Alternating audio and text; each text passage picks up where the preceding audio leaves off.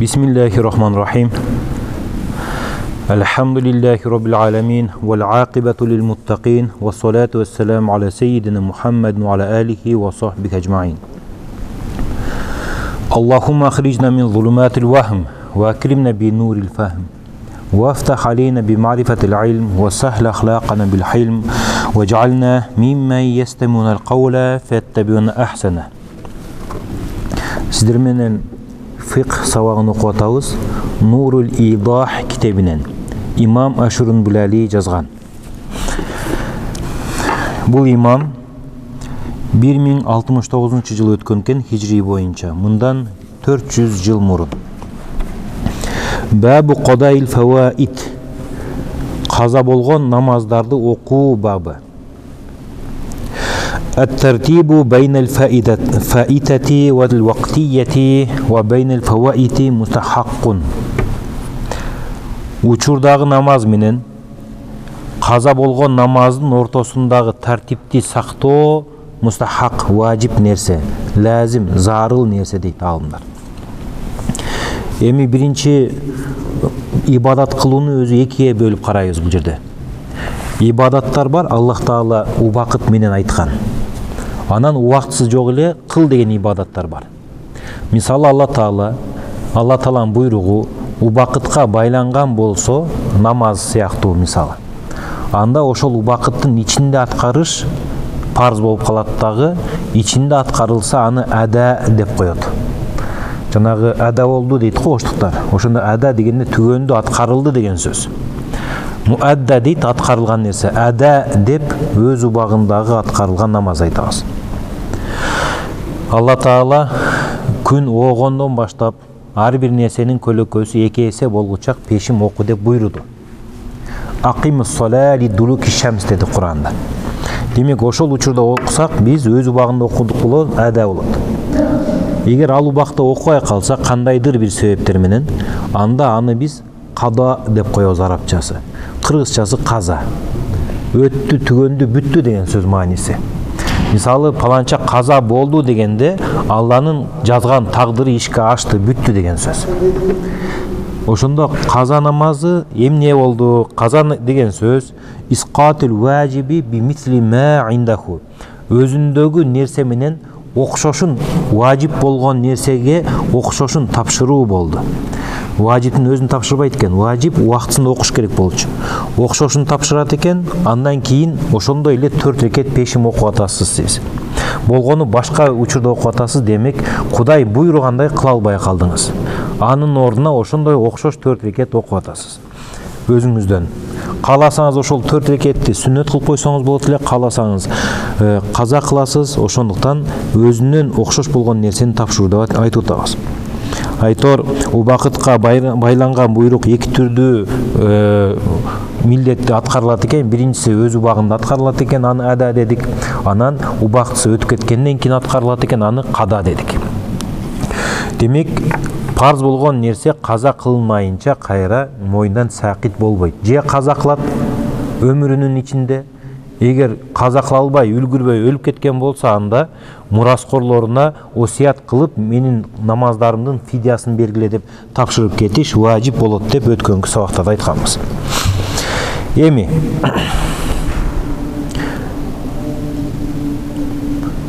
намазды каза кылган 2 түрдүү болот да. Бир адам бар, балагатка жеткенден бери бир да намазын кылбай жүргөн. Эме каза кылбай жүргөн. Аны сохибут тартиби деп коет. Тартип ээси. Эми чанда болот мындай адамдар. Алхамдулилlah. Мен андай адамдарга кездештим. Досубуз бар эле, тамашалап сохибут тартип деп тамашалап коет элек. Өмүрүндө жанагы намазын каза кылган эмес, намаз кылса, каза кылса дароо ордун толуктап кете берген. Ошондой адамды 6 намаздан кем каза кылып кайра толуктап, каза кылып толуктап, бирок 6 намазды катарма-катар бүт каза кылып жибербеген адамды биз эмне атайт экенбиз? Сохибут тартип, тартип ээси. Мындай адамга эгер каза болгон намазы болсо, багымдатты, окубай калды, уктап калды. Тургандан кийин пешим окуганга болбойт. багымдатын каза кылмайынча. Ошону айттык бул жерде. Ат-тартибу бейнел фаитати вал вактияти. Өткөн намазы менен, каза болгон намазы менен убактысы келген намаздын ортосунда тартипти сактоо бул лазим нерсе болуп калды. Пайгамбарыбыз саллаллаху алейхи вассаламдын хадиси бар. Мен нама ан салатин ау насияха. Ким эгер намазын уктап калса, окубай, же унутуп калса намаз окуганын, окубай калса, фалам язкурха, анан эстебесе илля ва хуа юсолли маал имам. Имам менен чогуу окуп атканда эстесе, мисалы эртең менен багымдатты окуган эмес, унутуп калыптыр, же уктап калыптыр, пешим намазын окуп атат имам менен. Анан эстесе багымдатты окуптыр. Фалюсолли лати хуа фиха. Анда окуп жаткан намазын бүтүрсүн. Сумали яқди аллати тазаккараха. Анан эстеген намазын кайра каза кылып кайтарсын. Сумали юиди аллати солла маал имам. Анан имам менен окуганын кайра кайтарсын. Ошондо багымдатты окуган жок, пешимди окуп атат. Эстеп кетти багымдатты каза кылганын. Пешимди толук окуп бүтө береткен имам менен. Андан кийин кайра багымдатын окуйт экен казасын. Анан имам менен окуган пешимин кайра иада кылат экен, кайтарат экен. Ошондо имам менен окуган намаз өтпөй калды. Нафил болуп калды. Бул хабар машхур хадистерде келген. Демек, ушул тартипти сакташ важип болот дагы. Анан пайгамбарыбыз алейхиссалату вассалам Хандак согушунда 4 намазды каза кылган. Согуш менен болуп окуй албай калган. Анан түн жарымда ошол каза болгон намаздын баарын тартиби менен биринчи мисалы асырды окуган, андан кийин шамды окуган, андан кийин куптанды окуган. Ошондой кылып окуш керек болот экен демек. Пешим, асыр, шамды окуган пайгамбар саллаллаху алейхи вассалам. Эми ушул жерде отургандардын деле арасында болсо керек. Сахибу тартиптер өмүрүндө намаз каза кылбаган же 5тен көп каза кылбагандар. Эгер боло элек болсо, арабызда жок болуп калса, мисалы мен андай эмесмин, жок дегенде өзүбүздүн балдарыбызды иншалла ошондой кылып тарбиялаганга аракет кылалы. Намазга бекем кылып тарбияласак, 12 жаштан окуу баштаса, 13 жашта түшүркөсө, ошол тартипке бекем кылсак, иншалла башка намаздардан бекем болот. Эми ушул өзгөчө бир макам, абал бузулуп дагы калат экен да. Ошондо ва ясқуту би ахади саласати ашья. 4 нерсе менен адам сахибу тартип болбой калат экен. Биринчиси дейқил вақтил мустахабби фил асахи. Мустахаб убактысында убакыт тар болуп калса. Мустахаб убактысы тар болуп калса. Мисалы мындай болот. Асыр намазынын убактысы күн батканга чейин. Күн даже батып баратса, могул жер болсо көзү көрүнүп, жылтырак диски көрүнүп калса деле окуй бересиз, качан батып кетмейинче. Ошондо ушул күн саргайып, көздү уялтпай калса, карасаңыз, күндү карай ала турган болуп калсаңыз, анда ошол убакытта асырды окуш макру. Бирок окуш милдет болот. Макру болсо дагы ошол убакытта окуса жетиштүү болуп эсептелет. Эми маселе бизде ага чейинки макру эмес убакытта окуса кандай болот? Мисалы убакыт бар али, күн жандай күндүн көзү өзгөрө элек, көздү уялтытай элек. Демек, эгер пешинди окубай калсаңыз, пешинди окутуруп, анан кайра асырды окушуңуз керек экен. Пешинди окуп бүтсөңүз дагы кайра асырды окушуңуз керек экен. Айтор, макру убакытка кире элек болсо, тартипти сакташыңыз керек деп атат. Бул туурасы ушул дейт. Талаш маселе бул жерде. Ваннисян. Экинчиси унутуп калса. Эгер адам унутуп калып намаз окуп алса, пешим намазын, анан асырга жакын калганда, эми асыр болгондо эстесе, багымдатты окубаганын, анда багымдатын кайра окуйт, окуган пешимин кайра окуйт асырдын учурунда, анан асырды кайра окуйт, эгер макру убакыт болбосо.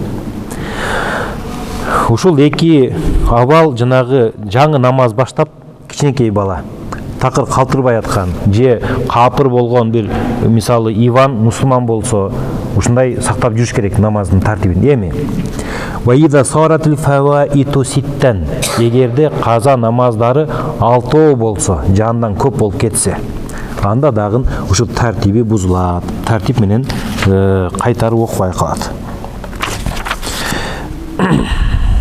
гайрал витри, витр намазынан башка. Ошондо 6 намаз дегенде витрди эсептебейбиз. Анткени бул витр фардул амали деп коет. Куптан намаз учурунда болот, намаздын учурунда. Анан витрди кошсоңуз 6 болуп атса, анда аны эсептебейбиз 5 дейбиз. Айтор витр кошулбаганда 6 намаз болсо, анда адамдын тартиби жоголот. Фаиннаху ла юадду мусқитан. Витр тартипти бузуучу болуп эсептелбейт. Вайн лазимаху тартибуху, тартип менен окула турган болсо дагы. Мисалы, куптанды туура эмес окуп алсаңыз, мисалы дараты жок куптанды окуп алдыңыз, кийин витрди дарат алып окудуңуз, анан эстедиңиз куптан дарат жок окулган. Куптанды кайра окуйсуз дагы, витрди дагы кайра окушуңуз керек. Анткени витрдин убактысы түнү куптан намаздан кийин болот. Айтор, витрдин тартиби бар, убактысы бар. Бирок 6-чы намаз болуп эсептелбейт экен. Валам яуд ат-тартибу би'аудиха иля al-qilla. Ошондо 6 намазды эсептесек кандай дейбиз? Мисалы, багымдат окуя калды. Пешим окуган жок. Эгер унуткандаган жок да булардычы, унутса кайра окуп булап кете берет эле. Асыр окубай калды. Шам окубай калды. Анан куптан окубай калды. 5 намаз болду. Куптанын убактысы чыгып, кийинки багымдаттын убактысы киргенде 6 болот дагы, ошол кийинки 6-чы намаздын убактысы чыгып кетсе, анда уже болду. Намаздын тартип менен окуш важип болбой калат. Эмнеге? Анткени кыйын болуп калат. Мындай адамдар көп дагы жанагы көп жылдык намаздарын каза кылыш өтө эле оор болуп калат да. Багымдатты анан кийин пешимди каза кылышчы бир тартипте кылып. Албетте макамы даражасы төмөнүрөөк болот, бирок тартип менен окушу важип болбой калат. Эми бир адам мисалы 2 жыл намаз окуган эмес, 2 жылын кайра кайтарды, казасын окуду. Анан эч бир казасы калбады. Ашыкча дагы 1-2 жыл окуп койду. Айтор, өмүрүндө каза намаз жок. Калган жок, окуп бүттү. Ошол адам кайра экинчи ирет сохибу тартип ээси болобу болбойбу деген маселе бар. Валам яуд ат-тартибу би'аудиха иля al-qilla. Кайра аз болуп кетсе, каза намаздары жанагы адамдын тартип ээси макамы кайра кайтпайт дейт. Айтор, бир жол бузуп алса, бул тартипти өмүр бою кайра кайтара албай турган нерсе экен. Вала яфуту би хадисатун بفوت حديثة بعد 6 قديمة على الأصح فيهما. Ошондо тартип кайра келбейт дейт. Жаңы бир намаз каза кылынса, анан мурун 6 намаздын окубай калган экен, эстеп койду, окубай калды. Ошол 6 намазын кайра окуп туруп, кайра 7-син жаңын оку деп айтпайт экенбиз. Айтор, 6 намаз каза болуп калса болду, кайра аркага кайтпайт экен. Бул жерде унутуп калган маселеси болду да. Фалау солла фардан закиран фаитатан. Айтор, түшүндүк иншалла. Каза адам 2 түрдө кылат экен. Өмүрүнө такыр таштабаган адам эгер 5 намаздан аз каза кылып жүрсө, тартиби менен окуп жүрүш керек экен. Тартиби менен окумайынча жамаат менен окуса дагы парздан өтпөйт экен. Экинчиси, эгер ошондой каза болуп калса, 6 намаздан көп намаз каза болуп калса, кайра тартип менен окубайт экен. Фалау солла фардан закиран фаитатан валау витран фасада фардуху фасада мауқуфан. Ошого эми бул жерде мисал айтып атат. Бир адам эстеп турат каза намазы бар экенин. Мисалы, пешимди жок эме дейли, багымдат окубаганын эстеп турат. Бирок пешимди окуп атат. Ошол адамдын пешими өтпөйт дейт. Токтоп турат. Эсептелбей турат, өттү деп эсептелбей турат. Файна хаража вақтул хамисати мимма соллаху ба'дал матрукати закиран лаха сахат жамиуха. Анан асырды окуду. Жанагы 5-чи багымдат окуй элек. Эстеп турат. Эсинде багымдат бар экен. Анан куптанды окуду. 3 болду. Анан кайра багымдат окуду. 4 болду. Кайра пешимдин убактысы киргенде ушунча убакыт эстеп туруп эле жанагы 1-чи намазын каза кылбай турса, анда булардын баары токтоп турган. Эгер 5-чисин баары окуй койсо, булардын баары өз убагында окуду болуп эсептелип кала берет экен. Парздын ордуна өтүп кете берет. Фала табтулу би қадаил матрукати ба'даху. Анан 6-чы намаздан кийин каза болгон намазды окуп койсо, булар баары батыл болуп калбайт, бузук болуп калбайт деп атат. Ва ин қадал матруката қабла хуруджи вақтил хамсати батала васфан ма саллаху мутазаккиран қаблаху ва сара нафлан. Егер баамдат намазын эсинде окуп алганын, пешинде окуп койду, асырда окуп койду, шамда окуп койду, куптанда окуп койду, төртө турат да. Кайра жанагы багымдатты атай эме эстеп турган багымдатын каза кылайынчы деп каза кылып койду. Ошондо каза кылса, ортодогу 4 намаздын баары парздан өтпөй нафил болуп калат экен да, алардын баарын кайра каза кылып чыгыш керек экен. Ва иза касратул фаваиту, эгер каза намаздар көбөйүп кетсе, яхтажу литтаин кулли салатин, анда ар бир намазды дайындап окуш керек. Ушул эми биздин маселе. Окуп алган намаздарыбыз көп. Кантип окушубуз керек экен? Кайсы күнү каза болсо, ошонун дал өзүн айтып окуш керек экен да. Мисалы, ниет кылдым, 2001 жылкы багымдат намазы, 2001 жылы канчанчы бүгүн 10 февралда каза болгон багымдат намазын 2 рекет парзын окумакка деп окуйт экенсиз азыр. Мисалы да. Ушинтип окуш керек негизи, ар бир каза болгон намаздын дал өзүн айтып. Бирок бул өтө кыйын болгондуктан файн арада тасхилал амри алейхи, эгер буну жеңилдеткиси келсе, нава аввала зухрин алейхи ау ахираху, эң биринчи пешимин же эң акыркысын айтат дейт. Ошондо мындай кылат. Каза намаз окугуңуз келтасыз, ниет кылтасыз. Ниет кылдым, каза болгон эң биринчи багымдат намазымды окумакка. Окуп койдуңуз. Эртеси күнү дагы бир намаз окуп атасыз. Андан кийинкисине жылып кете берет. Же көбүнчөсү мындай кылат. Ниет кылдым, акыркы каза болгон багымдат намазын окумакка десе, аркадан тиги башына карап жылып кете берет да. Ушул экөөнүн бирөөсүн кылса жакшыраак болот дейт.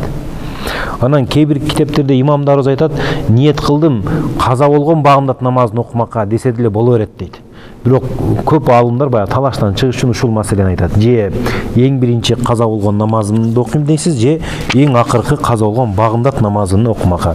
Анан сөзсүз багымдат, пешим, асыр деген намаздардын аттары аталыш керек. Жөн эле парз окумакка деп окуп кете берсеңиз болбой калат экен. وكذا صوم من رمضانين على أحد تصحيحين مختلفين. Ошондой эле эгер эки намаз каза болсо, эки орозо каза болсо, эки орозо ай, 2 жылдык орозо ай каза болсо, аны да ошентип окуш керек дегенде, мисалы, ниет кылдым, былтыры кармабаса. Мындай дейли, аял киши боюнда болуп кармай алган эмес былтыры. Анан быйыл кармап атат, анан ниет кылат. Ниет кылдым, 2025 жылдын орозосуну 2 күн тутмакка, казасын тутмакка деш керек экен. Же 24 деш керек экен. Же оңою ниет кылым акыркы каза болгон орозону тутмакка деш керек экен. Ва ю'zaru man aslama bidaril harbi biz jahlihi ashara'i'a. Үзүрлүү болот. Ким капыр өлкөлөрүндө исламды кабыл кылып, бирок шариаттарын билбесе дейт. Мисалы, жана биз айткан Иван капыр өлкөсүндө эле исламды кабыл кылды. Бирок шариаттар түшүнбөйт экен. Байгуш баягы жеткирген даватчы акебиз келимени жеткириптир, алхамдулилlah, пайгамбарыбыздын пайгамбарлыгын жеткириптир, бирок шариатты түшүндүрбөптүр да. Мисалычы, анын исламы дурус, алхамдулилlah. Бирок жанагындай намазды тартип менен окушун деле билбейт экен. Анда андай адам үзүрлүү болот да, ошол момент кайра окуп башташ керек жанагындай тартип. Мындай дейт да негизи. Лианнал хитаба иннама ялзаму бил илми бихи ау бидалилихи. Алла Тааланын багыттоосу, Алла Тааланын буйругу далил менен же илим менен важип болот дейт. Эгер намаз парз экен билбесе, каяктан ал намаз окусун, мисалычы. Ова келимени билиптир, алхамдулилlah, жаратуучун тааныптыр Кудай Тааланы, пайгамбар саллаллаху алейхи вассалам пайгамбар экенин билиптир. Анан акырындап жанагы өкүмдөрүн айтып берет, бирок билгенден кийин ага важип болуп калат. Бул кимге? Дарул Харбта капыр өлкөлөрүндөгү жүргөн, исламды кабыл алган гайры муслимдерге. Бирок Дарул Исламда мусулмандар арасында жашаган адамга үзүр жок эми. Мусулмандар арасында жашап туруп өзүнүн динин билбесе, Элдин баары жада калса капырлар билген парыздарды билбесе, 5 маал намаз парыз экенин билбесе, жолукту билбесе, анда ал адамга үзүр жок. Билбестиги жоопкерчиликтен кутултпайт. Кудай сактасын, эми акыретте суралат. Ошондуктан кулна дейт далилу вужуди сони'i зохирун аклан. Жараткандын бар экендиги ачык далил. Могу далилдерден акыл аркылуу ачык билет адам. Кудайдын бар экендигин акылы менен билет. Фала ю'зару би жахлихи. Аны билбей койдум деген үзүр болбойт дейт. Ошондо акылы бар адам сыйынып атканбы, чычканы болобу, торпогу болобу, Кудай эмес экенин билип, аңдап, сезип турат. Же Кудайдын баласы болбоштугу, Кудай Таала бир нерсе муктаж эместигин билип турат. Демек ал адам акылы менен Кудайды тааныш керек, бирок вала далила индаху ала вужуди фарди салати ва нахвиха. Бирок андай адам, акылы менен Кудайды тапкан адам, мусулмандар жеткирбесе деле динди, бирок намаз парз экенин ал биле албайт акылы менен. Ошондуктан жанагы аларга үзүр болот деп айтылып жатат. Азыр сиздер менен каза намазды кантип окуш керек экендигин айттык иншалла. Демек 2 түрдүү болот экен. Такыр намаз калтырбагандар болот экен, аны сохибу тартип деп койдук. Алар 5 намаз калып кеттиби, 5 намазга чейин эстесе же унутуп калса, аны кайра толуктамайынча жанагы окулган, өз убагында окулган намаздар өтпөй турат экен. 6 намаз каза болуп көбөйүп кетсе, анда жанагындай тартип менен окуш милдет болбой калат экен. Эми бабу идрокил фарида, парз намазга жетишүү бабы. Бул аябай көп болот. Дарат аласың, келсең намаз башталып калган болот, имам сапка туруп алган болот. Ида шара'a фи фардин, биринчи мындай мисал кылалы. Сиз сүннөт окуп атасыз. Анан жамаат башталып кетти, намаз, парз башталып кетти. Ида шара'a фи фардин мунфариден. Эгер парз намазын окуп баштаса, кайра башка мисал экен. Парз намазын окуп баштаса дейт, мунфариден. Жеке, жалгыз окуп атат. Фа уқиматул жамаату, анан намазга камаат айтылып калды. Ката, анда намазын бузуш керек дейт. Ошондо камаат айтылып калды десе, тиги камааттын айтып баштаганын эске албайбыз, анткени ал айтып бүткүчө сиз намаз окуп коесуз. Эгер мисалычы, маселе камаат айтылып бүтүп, имам кулак кагып такбир айтып койду. Ошол кезде намазыңызды бузушуңуз керек экен. Ката, кантип бузасыз? Бул намаздын сажда кылалык да эле. Өзү намаз окуп баштаган, анан жамаат келип калды. Мун мечитте мисал кылбайланды. Мисалы бир соода эмеге барсаңыз, торговый центрлерге барып намазканасында намаз окуп баштадыңыз. Анан бир топ жамаат келди да, камат айтып алар окуган жамаатчы. Сиз али сажда кылалыксыз, биринчи рекетте турасыз. Эмне кылышыңыз керек экен? Тиги жакта имам Аллаху акбар намазын баштаса, сиз бузушуңуз керек экен. Анткени жамаат менен окуп, жамааттын фазилетине жетиш үчүн. Эми бул жерде жанагындай маселе бар. Такрарул жамаа дегенчи, такрарул жамаа, жамаатты бир жамаат болуп окуса, андан кийин жамаат болобу деген ушундай бир маселе бар экен Кыргызстанда. Негизи окула берет. Болгону бир жамаат бүткөндөн кийин башка жамаат башталыш керек.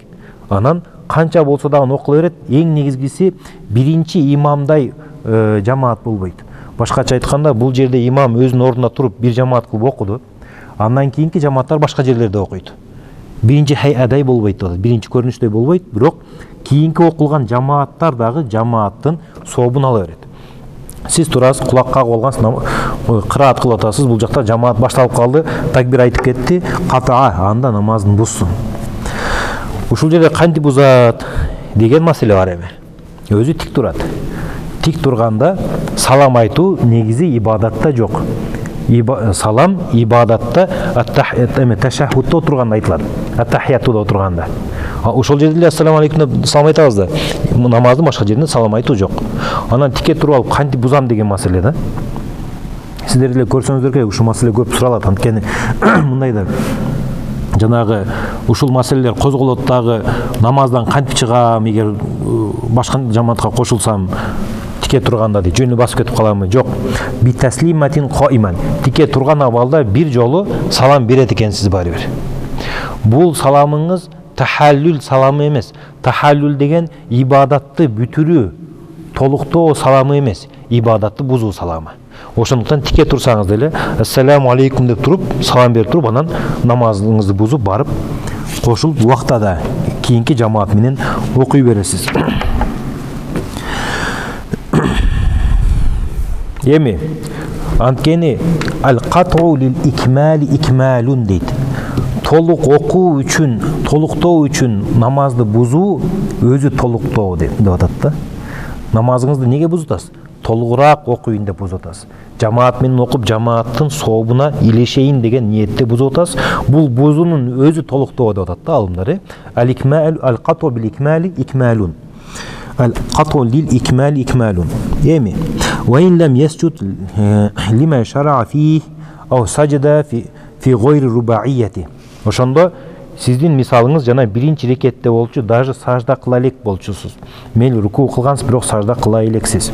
Эми эгер сажда кылып койсоңуз, 4 рекеттүү намазда мисалы, ау сажда фи гайри рубаияти, 4 рекеттүү эмес саждада дейт.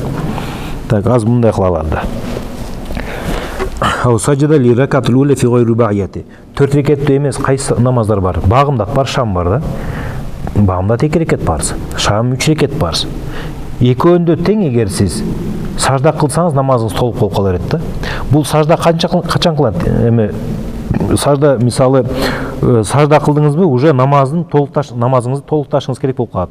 Мисалы 2 рекет намаз болсо багымдат, бирөөнү окудуңузбу, экинчисин толукташыңыз керек болуп калат. Ошондой учурда буза берет экенсиз намазды, сажда кылсаңыз да. Валам ясжуд лима шара фиhi ау сажада. Түшүнүктүү эле, сажда кылсаңыз да биринчи рекетте сажда кылдыңыз, ташаххудта отурасыз же турдуңуз экинчи рекетке. Ошондо багымдатта болсоңуз же шамда болсоңуз, анда намазыңызды бузат экенсиз. 4 рекеттүү намаз болсо эгер, вайн сажада фи рубаиятин домма ракаатан саниятан. 4 рекеттүү намазда болсоңуз, бир жолу сажда кылган болсоңуз, анан турганда жамаат келип калса, анда ошол жанагы 1 рекетке дагы 1 рекетти кошуп бүтүрүшүңүз керек болот да. Анткени ар бир 2 рекет 1 намаз болуп эсептелет. Домма ракаатан саниятин ва саллама литтасири ракаатани лаху нафилатан.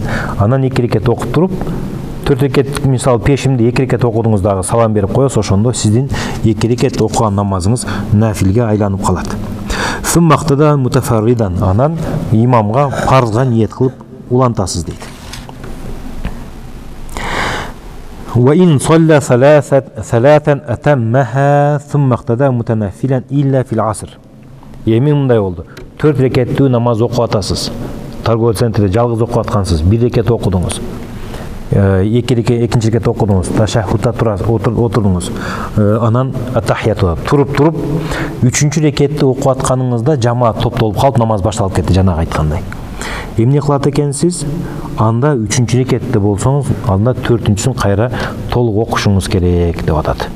Пешим намазынын 3-чү рекетинде турасыз өзүңүз, толук окуп 4-өн бүтүрөсүз, андан кийин суммактада мутанафилан, жанагы жамаатка кайра кошуласыз. Бул эми торговый центрлерде болбой калат, мечиттин жамаатында деп коелу. Анткени мечиттин жамаатында башка фадилат да. Ошондо жамаатка келип окуп атсаңыз, 3-чү рекетинде мечиттин жамаат болуп башталып калды, 4-чүнү бүтүрөт экенсиз, сиздин окуган намазыңыз пешимдин парзынан өтөт, анан окуп аткан эмеге кошулуп атасыз, эми жамаатка. Эмне үчүн кошулуп атасыз? Алардан качып кетпеш үчүн, жамааттан бөлүнүп чыгып кетпешиңиз үчүн. Пайгамбар саллаллаху алейхи вассаламдын хадиси бар. Ида саллайта фи ахлика сумма адракта салата. Эгер сен үй бүлөң менен намаз окусаң, яны үйүңдө намаз окусаң, андан кийин жамаатка келсең, фасолли, анда жамаат менен дагы намаз оку деп атат да. Үйдө пешим окугансыз, сабакка келдиңиз, мечитке кечирээк башталып калды, сиз бүттү окшойт окуп койгонсуз да, кечирээк башталып калыптыр, анан ошо жамаат менен дагы намаз окуп атасыз. Бирок бул намазыңыз эмне болот экен? Сүннет, нафил болот экен, кошумча ибадат намазы. Анткени ибадат биринчи парз кылынганда ошол бойдон өтүп кетет, болду, кайра 2 жолу парз окулбойт, эгер кемчилик болмаса. Эми илля ал-фажра вал магриба болгону шам менен багымдаттан башка, анан асырдан башка дейт. Мындай болду. Асыр намазын өзүңүз окуп алдыңыз, 3-рекетти окуп аткансыз, жамаат башталып калды, 4 кыл бүтүрөсүз.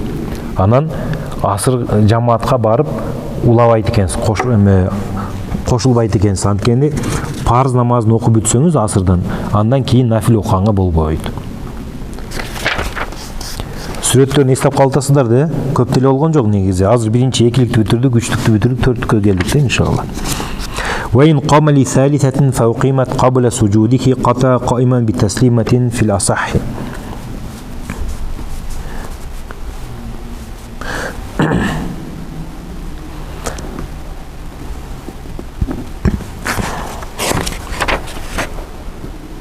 في العصر وإن قامت. Эгерде 4 рекеттүү намаздын 3-чүсүн окуп атса, 3-рекетин, анан жамаатка камат айтылып калды. Сажда кылайлык 3-чүсүнө. Ката койман. Тике турган абалда салам берет, анан бир жолу анан кошулуп окуйт. Бул жерде бир аз чаташып кетти, анткени бул асыр намазында да. Асыр намазын өзүңүз окуп аткансыз, 3-рекетте жамаат баштап калды. Жамаат менен кийин нафил окуй албайсыз, өзүңүз намазыңызды бузуп туруп жамаатка кошулуп атасыз да. Азыркы айткан маселелерде бир топ ар түрдүү пикирлер бар. Биздин эле Ханафи мазхабта. Мен азыр имам Ашурунбулайдин Нур-ил-Идах китебинен айтып атамын. Ушул китеп боюнча көпчүлүк мисалы өлкөлөрдө, ушул биздин Орто Азияда да амал кылынат. Эми, ва ин кана фи суннатил жумати, мындай маселе бар.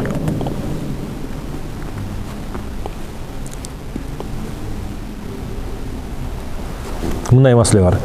Эгерде жума күндүн 4 рекет сүннөтүн окуп атса, жума күнү биз билебиз 4 рекет сүннөт окуйбуз, андан кийин имам хутба кылат, андан кийин 2 рекет парз окуйбуз жума намазы, анан 4 рекет кайра сүннөт окуйбуз.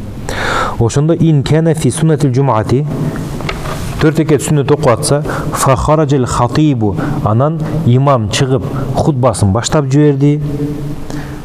Ау фи суннати зухри фауқимат. Эмнеге буну айтабыз, анткени жума күнү хутба өзү намаздын өкүмүндө. Ошондуктан имам ол минбарда туруп хутба кылып атканда сүйлөгөнгө болбойт. Анан алдыңда таш турса, ташты оодарганга болбойт деп келет да фикх китептерде. Бир гана эгер сажда кылсаң, ошол жанагы таш өтө берсе, шиш болуп, анда аны алып койсоң болот бир кыймыл менен. Бирок жөн отурганда ташты деле оодарганга болбойт дейт. Интернетте лента караганда айтпай эле кое алаймынчы. Эгер сөз угулбаса, зикир кылып отур дейт. Мисалы, зикир дагы кандай кылынат десе, зикир кылганды дагы жактырбаган алдымдар болгон. Анткени унчукпай хутбаны угуш керек деп. Эмнеге дегенде, жума күндүн хутбасы жанагы 2 рекет намаздын өкүмүндө. Пешим 4 рекет болсо, жума намаз 2 рекет болсо, ошол жума намазынын 2 рекет жанагы жума намазынын хутбасы 2 рекеттин ордуна турат, андан кийин 2 рекет парз болот. Ошондуктан намазда турганда эле унчукпай туруш керек болуп калат. Ошол кезде сиз сүннөт окуп атасыз, имам баштап калды хутбасын минбарда. Же пешим окуп атасыз, жамаат баштап калды. Сиз өзү пешиндин сүннөтүн окуп атасыз, 4 рекет сүннөтүн, жамаат парзын баштап калды.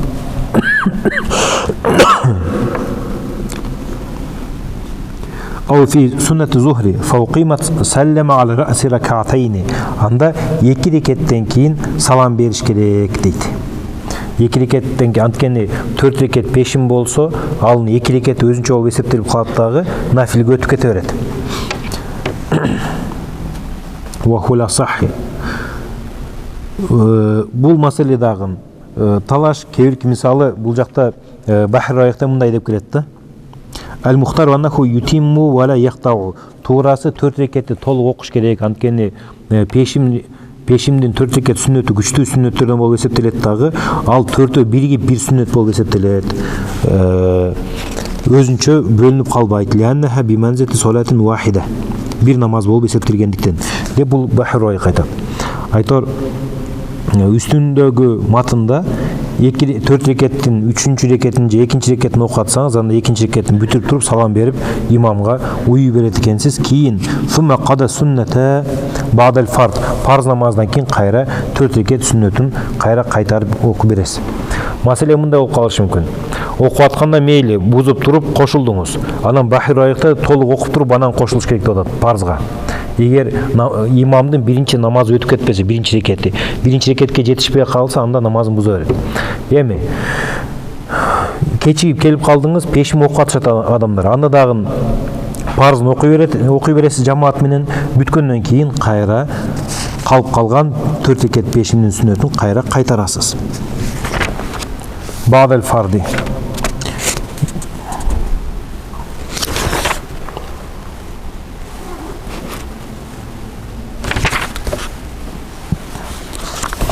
Анан ушул жерде дагы бир айтат экен кийинкисинде. ومن حضر والإمام في صلاة الفرض اقتضى به ولا يشتغل عنه بالسنة إلا في الفجر إن أمن فوته. Ошондо биздин сүрөтүбүз мындай болду. Пешин намазынын сүннөтүн окуп аткансыз, 4 рекетин имам баштап калды, 2 рекетин окуп туруп эле намазыңызды бузуп, имам менен уланта береткенсиз, кийин кайра окуп коет экенсиз. Эми ким эгер келсе, жамаат уже пешимдин парзын окуп атса, анда дароо парзга катыша берет, жумадан багымдат намазынан башка намазда дейт. Анткени багымдат намазынын 2 рекет сүннөтү эң күчтүү сүннөт болуп эсептелет. Ошондуктан багымдат намазына жетишесизби жамаат менен окуганга, анда сүннөтүн окушуңуз керек болуп калат экен. Жетишкенде кандай жетишесиз? Келдиңиз, багымдат намазы башталып калыптыр, имам окуп атат парзын. 2 рекет сүннөтүн окуй элексиз.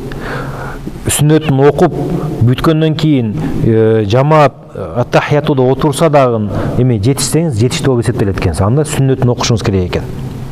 Ошондо жаңы башталса окуп кое бересиз. Эгер экинчи рекетин окуп атса, расчет кыласыз. Эгер бат окусам, мисалы, салам бергенге чейин жетишем деп, анан аттахиятуда отурганда жетишип калсаңыз болду, жетиштүү болуп эсептеле берет. Бирок сиз намазды жамаат менен окудуңуз болуп эсептелбейсиз. Сиз жамааттын сообуна жетишесиз, бирок кийин кайра туруп 2 рекет өзүңүз окуйсуз да айтат.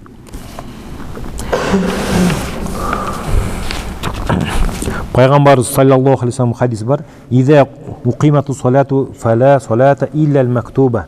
Егер намазга камаат айтылган болсо, анда парз намазынан башка намаз окулбайт деп атат. Нафил окуп албайсыз, мечит акысы окубайсыз, парзга кошулушуңуз керек. Вал афдалу фи'лухума фил бейт. Ана 2 рекет ушул хадис келди дагы, ушул хадисти дайыл кылып сизге айтышы мүмкүн да. Сен багымдат намазын неге 2 рекет сүннөтүн окуп атасың? Пайгамбарыбыз парз намазга камаат айтылса намаз окулбайт деди го башка десе, сиз айтасыз, жок, бул ушул багымдат намаздан башка намазга айтылган дейсиз. Анткени багымдат намазын окуш башка сүннөт, башка хадистерде келет. Багымдат намазын сүннөтүн окуш керек экендиги. Эми ушул багымдат намазынын сүннөтүн каякта окуган жакшы? Вал афдалу фи'лухума фил бейт. Эң жакшысы үйдө окуп чыккан жакшы дейт багымдат намазын. Мен солла ракаатайл фажри фи бейтихи, кимде ким багымдат намазын 2 рекет парзын, 2 рекет сүннөтүн үйүндө окуган болсо, ювассау лаху фи ризкихи, анын ырыскысы кеңейет дейт Пайгамбар саллаллаху алейхи ва саллям. Бул биринчи сооп, экинчиси ва яқиллул муназаату байнаху ва байна ахлихи, анан үй бүлөсүндө чыр чатак болбойт деп атат. Ким эгер аялы менен келише албай кечке уруша берген болсо, багымдатты үйдөн окуп, сүннөтүн үйдөн окуп чыкса жакшы экен да, иншалла. Кийин ва юхтаму лаху бил иман, анан ага ыймандуу деген мөөр басылат деп атат. Багымдат намазын сүннөтүн үйдөн окуунун фазилети. Вала хабу фи'лухума аввала тулу'л фажр, анан кайсы учурда окулат дегенде, эми алымдарда ар түрдүү пикир бар. Эң жакшысы багымдаттын убактысы киргенде эле дейт да. Анан ушундан кийин дагы бир суроо берет. Багымдаттын сүннөтүн үйдө окудум эле. Анан келип дагы 40 минутта бар парзына чейин күтүп отурсам, нафил намаз окуй берсем болобу деп сурашат. Жок, багымдат намаз убактысында парздан башка ошо 2 рекет багымдаттын сүннөтү эле окулат. Зикир кылып чалып күтүп турасыз. Эгер парызга жетишпейм дей турган деп ойлосоңуз, анда сүннөтүн таштап парызга жетишишиңиз керек. Валам туқда суннатул фажр илля бифаутиха ма'ал фард. Багымдат намазынын сүннөтү парзы менен кошо гана каза кылынат деп атат. Багымдаттын сүннөтүн окуган жоксуз, карасаңыз күн чыгайын деп атасыз, парзын эле окуп алдыңыз. Сүннөтүн каза кылбайт экенсиз.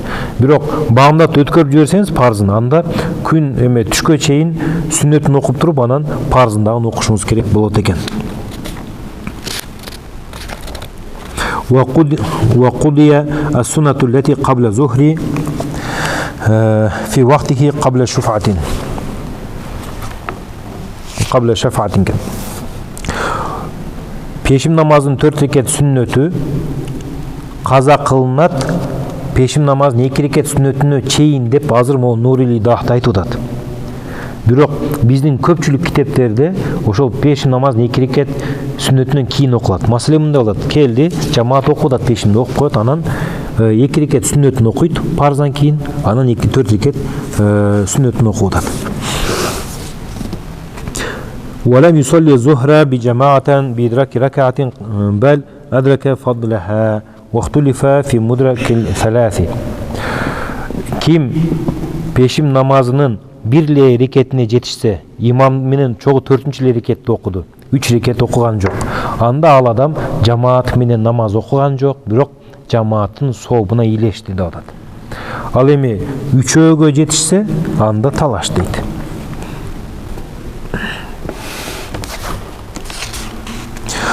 ويتطوع قبل الفرض إن أمن فوت الوقت وإلا فلا. Парз намазга чейин каалаган намазын окуй берет, эгер парз намазы өтүп кетпей турган болсо, убакыт кенен болсо. Эгер парз намазы өтүп кетчү болсо, анда нафил окулбайт. Дегенде бул нерсе муким, тургунга дагы, мусафирга дагы тиешелүү. Ушундай бир түшүнүк бар экен: мусафир адам сүннөт окубайт. Анткени парз өзү кыскарып атса, 4 рекеттүү эле 2 рекеттүү болуп, анан сүннөт неге окулат деп айтышат. Аллах алам, каяктан алынган, балким китептерде барды, мен билбейм. Бирок бул жерде айтылат: эгер парз намазыны окууга үлгүрө турган болсо, ага чейин каалагандай сүннөттөрдү окуй берет деп атат. Сүннөтпү, нафилби, казабы окула берет. Эмнеге? Бул жерде ушундай бир эме бар да. Фаинна хашуриат, анткени сүннөт намаздар парзга чейинки 4 рекет сүннөт бар го, мисалы пешим. Шуриат лиқати тамай шайтан, шайтандын үмүтүн үзүш үчүн болот дейт да. Фаиннаху якул, шайтан айтат экен, сиз пешимдин 4 рекет сүннөтүн окуганда: "Ман лам юти'ани фи тарки ма лам юктаб алейхи." Бул дейт, ага парз болбогон нерсени калтырбай атса, менин тилиме кирбей атса, парз эмес болсо дагы окубай эле кой деп айтсам, менин тилиме кирбей атса дейт, факейфа юти'уни фи тарки ма кутиба алейхи. Парз болгон нерсени окуба десем, мага кантип баш ийет эле дейт экен да шайтан. Көрдүңүзбү? Ошон үчүн сүннөткө бекем болуу менен гана пайгамбар саллаллаху алейхи вассаламдын жолуна бекем болот. Парзды гана окугандар барып буга көп күбө болдук, намазын деле окубай коет. Демек, парз намазга чейинки сүннөт эмне үчүн экен? Лиқату тамай шайтан, шайтандын үмүтүн үзүш үчүн. Ал эми парз намаздан кийинки окулган сүннөттөр, мисалы 2 рекет пешим намазынын сүннөтү, ва ба'даху ли жабри нуқсанин юмкину фи фард. Парз намазында эгер кемчилик болсо, ошону толукташ үчүн экен. Кемчилик албетте болбой койбойт. Пайгамбар саллаллаху алейхи вассаламдан башка бардык адамдын намазында кемчилик бар. Хошо, худор болбой калышы мүмкүн. Мисалы, найсат болуп калышы мүмкүн, Кудай сактасын, же тамгалар туура эмес болуп калышы мүмкүн Куранынын. Ошолордун баарын толуктоо үчүн ал эми пайгамбар саллаллаху алейхи вассалам ал сүннөттөрдү эмнеге окуду? Силер айтып атасыңар, шайтандын үмүтүн үзүш үчүн пешим намазынын 4 рекет сүннөтүн окуп атам деп атасыңар. Анан кемчиликтер толукталыш үчүн пешим намазынын 2 рекетин окуймун деп атасыңар. Пайгамбар окуган го. Пайгамбар эмне үчүн окуган? Ага шайтан жолобосо, намазында кемчилик болбосо десе, ага айтабыз, пайгамбарыбыз саллаллаху алейхи ва салламдын даражасы көтөрүлүшү үчүн окуган пайгамбарыбыз жана үммөтүнө сабак болуш үчүн. وَمَنْ أَدْرَكَ إِمَامَهُ رَاكِعًا Эми келдиңиз, ким келсе, имамы руку абалында турса дейт. Эмне кылат? فَكَبَّرَ وَوَقَفَ حَتَّى يَرْفَعَ الْإِمَامُ رَأْسَهُ لَمْ يُدْرِكِ الرَّكَعَةَ Имам рукуда турат. Келип туруп бирөө Аллаху акбар деди намазга. Бирок руку кылбай эле турат, качан туруп кетмейинче. Рукудан имамы. Ошол рекетке жетиштиби, жетишпеди десе жетишпеди. Анткени рукуда имам турганда сиз руку кылганга жетишип калсаңыз, ал башын көтөрүп эле кетейин. Анда жетиштүү болуп эсептелмек сиз бир рекетке.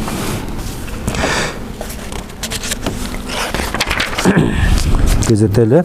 وَإِنْ رَكَعَ قَبْلَ إِمَامِهِ بَعْدَ قِرَاءَةِ الْإِمَامِ مَا تَجُوزُ بِهِ الصَّلَاةُ فَأَدْرَكَهُ إِمَامُهُ فِيهِ صَحَّ وَإِلَّا فَلَا Эгер ким намаз окуп атып, имамына чейин, имамынан биринчи руку кылып жиберсе, андан кийин аркасынан имамы руку кылса, тескери болуп калды азыр. Анда рукуусу дурус дейт. Бирок аркада турат, мисалы, могул уйган адам, имамына чейин руку кылды, анан имам руку кылча кайра туруп кетти, бул руку кылды. Намазы бузулду могул кишинин. Рукуга өткөн жок. Анткени бир рукун калып кетти да кылмай.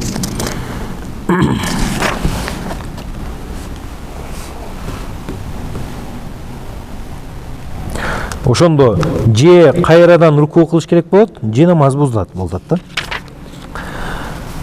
Эки жолу руку кылып калат. Бирок имамдын аркасында уюп турган үчүн сажда сах кылбайт.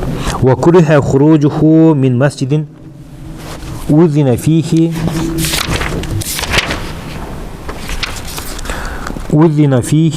хатта юсалли илля иза кана муқиман. Азыр мужиде бир нерсени сиздерге окуп берейин дедим эле, калып калыптыр да.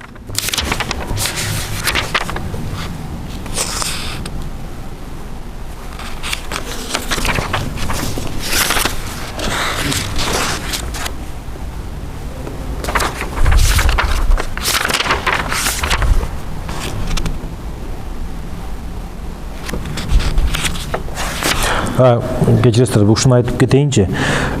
Эң көп суралган суроолордун бири мындай. Ким айтып койгон билбейм. Кимдин каза намаздары болсо, нафил, сүннөт же истихара, духа намаздарын окуш керек экен, казасын окуп бүтүрүш керек экен деген сөз айтып жүрөт. Ошого бул жерде мындай Имам Тахтавийдин китебинде жана ошондой эле мисалы Захирия, ана Фатва худжа деген китептерде мындай дейт. Татимматун ман ла ядри камиятал фаваид ямал би акбари ройихи. Ким канча намазы каза болгонун так билбесе, анда божомолду окуй берет. Фаин лам якун лаху ройун яқди хатта ятаяққана аннаху лам ябқа алейхи шейун. Егер божомолдай албаса дагы, анда окуй берет толук кутулдум деп ойломоюнча. Валиштигалу би қадаил фаваид аула ва ахам минан навафил. Жана каза намаздарын окуу жана каза намаздары менен алек болуу нафилдерди окуудан караганда маанилүүрөөк деп атат. Илля болгону ас-суннатул ма'руфа белгилүү болгон сүннөттөрдөн башка намаздарын. Суннатул ма'руфа кайсы? Мисалы аср намазга чейин 4 рекат мустахаб намазы бар. Түрк туугандар көп окуйт мунучу. Анан шам намаздан кийин 6 рекат ауаби намазы бар. Куптанга чейин 4 рекат намаз бар. Бул намаздар белгилүү намаздар. Пайгамбар саллаллаху окуган сунна муаккада эмес, бекем сүннөт эмес, бирок мустахаб намаздар. Ушул сыяктууларды окуса болот экен деп атат да. Каза намазы болсо деле, ва духа ва салат духа намазын, шашке намазын окуса болот. Ва салат тасбих намазы деген бар, эми ал жанагы зикр кылып жүздөн айтылат. Ва салату лати варадат фил ахбар. Анан хадистерде келген намаздарын окуй берсе болот. Фатилка бинниятин нафил ва гайриха бинниятил қада. Булардын баары нафил менен окулат, ниети менен, ал эми башкалары каза ниети менен окулат. Ошондо жанагы суроого жооп ушул болду. Кимдин эгер өмүрүндө көп каза намаздары болсо, ал адам ошо нафилден көрө казасы менен алек болгон жакшы экен, казасын толуктаган жакшы экен. Бирок сүннөттө келген нафил намаздар болсо, ошону окуса, алар деле өтө берет деп атат да. Духа намазын окусаңыз, мисалы истихара намазын окусаңыз. Эми кайра келели. Бул жерде мындай деген маселе бар эми. Wa kuriha khurujuhu min masjidin udhina fihi hatta yusalli illa idha kana muqima jama'atin ukhra. Мечитте азан айтылып қалса, мечиттен шығу макру дейді. Болгону башка мечитке барып ал мечитте жамаатты тургузбаса. Мисал башка мечиттин имамы болсо, же башка мечиттин азанчысы болсо, анда бир мечитте азан айтылып калса, андан чыгып экинчи мечитке барса боло берет экен. Бир шарт менен эл билиш керек экен ошол жактын имамы депчи. Анан жөн эле бирөө азан айтып атса, эштен чыгып кетип атса, анда макру болуп калат экен. Эмнеге макру? Пайгамбарыбыз саллаллаху алейхи вассаламдын хадиси бар. Ла яхруджу минал масжиди ба'да нида азан чакырылгандан кийин мечиттен чыкпайт, чыкса бир гана илля мунафикун. Мунафик чыгат, эки жүздүү. Ау ражулун яхруджу ли хажатин юридул руджуа. Же бир адам иши болуп чыгып кайра кирүүнү каалаган гана чыгат, башка адам чыкпаш керек деген хадис болду. Ошондон улам азан айтылган жерден мечиттен чыкканга болбойт. Ушул маселеде эми кээде сабак маселеси болуп калат, мисалычы, же зарыл жумуш маселеси болуп калат. Врачка барыш керек болуп калышы мүмкүн, же башка жамаатка барып сабак өтүшү мүмкүн, мисалы. Анда дагы аалымдар уруксат берет. Болгону жанагы эки жүздүүлүк эмеси качан болот экен? Кой жамаат менен окуйн деп чыгып кетсе да, анан дагы бир чоң бир маселе бар. Бул жерде именно жамаатка каршы чыгуу маселеси бар да. Сүрөтү ар ким ушин чыга берсе, азан айтылса деле. Бул жамаатка каршы чыккандай болот дагы, үммөттөн бөлүнгөндөй болуп калат. Эң чоң коркунуч үммөткө бул үммөттүн ыдырагандыгы, жамаат болуп бөлүнгөндүгү. Эми вайны хаража ба'да салатихи мунфаридан ла юкраху илля иза уқиматил жамаату қабла хуружихи фи захри вал иша фа яқтади фихима мутанаффилан. Ошондой эле өзү жалгыз парз намазын окуп алса, азан айтылса чыкса макруh эмес, бирок эгер пешим намазында же куптан намазында болса, анда отуруп ошолор менен өзү парз окуп алса дагы сүннөт эме нафил окуп, алар менен чоң нафил окуп чыккан жакшы. Вала юсалли ба'да салатин мислиха. Вала юсалли ба'да салатин мислиха. Анан намазды окуп бүткөндөн кийин ошондой кайра намаз окулбайт. Башкача айтканда, парз окугандан кийин кайра парз окубайсыз деп атат. Валлаху а'лам бис-саваб. Ушул жерден токтоп туралы иншалла.